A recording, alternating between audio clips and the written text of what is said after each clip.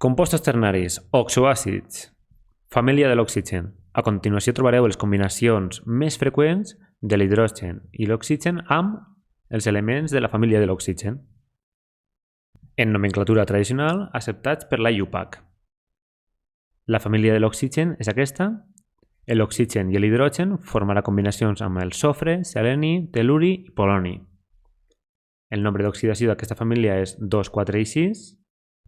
I comencem amb el sofre. El sofre té nombre d'oxidació més 2, més 4 i més 6.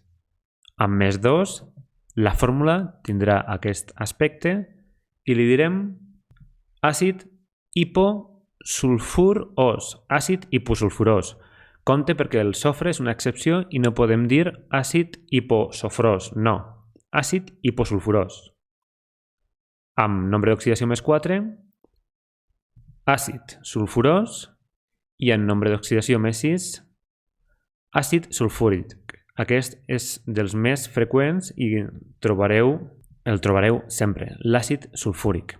Es forma a partir del triòxid de sofre més una molècula d'aigua. Recordeu que el triòxid de sofre ve de simplificar el òxid de sofre amb nombre d'oxidació 6. També amb nombre d'oxidació 6 tenim una substància, un compost que també és prou comú. És el àcid disulfúric o, en nomenclatura més antiga, àcid pirosulfúric.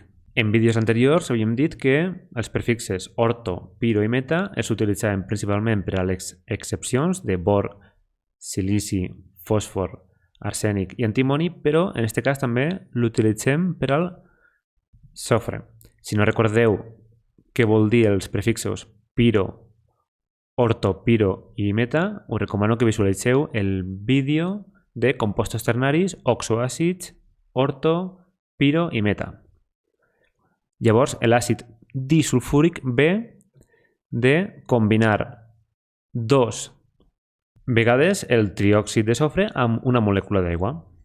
A aquestes altures ja heu agarrat molta pràctica i sabeu reconèixer que si el sofre actua en 2 per 1, ja que aquí hi ha un 1, són 2, i 1 de l'hidrogen per 2, 2, 2 i 2, 4, menys 2 per 2, menys 4, menys 4 més 4, 0. És neutra aquesta combinació.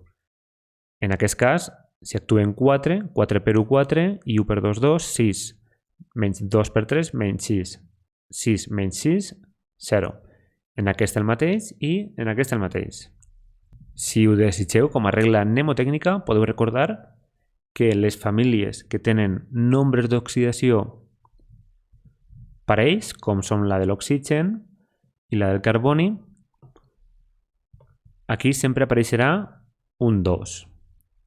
I les que tenen nombre d'oxidació imparell apareixerà un 1, que no el posarem per estalviar-nos. Llevat de les excepcions del fòsfor, arsènic i antimoni, que apareixerà un 3, i en el bor també un 3, i l'excepció del silici. Continuem amb el seleni, nombre d'oxidació més 4 i més 6, que són les combinacions més freqüents, tot i que també pot actuar en més 2. En més 4 tenim aquesta i li direm àcid seleniós, sufixe os, i amb més 6 li direm àcid selènic. Amb el tel·luri, nombre d'oxidació més 4 i més 6 són els més freqüents, tot i que també pot actuar amb més 2.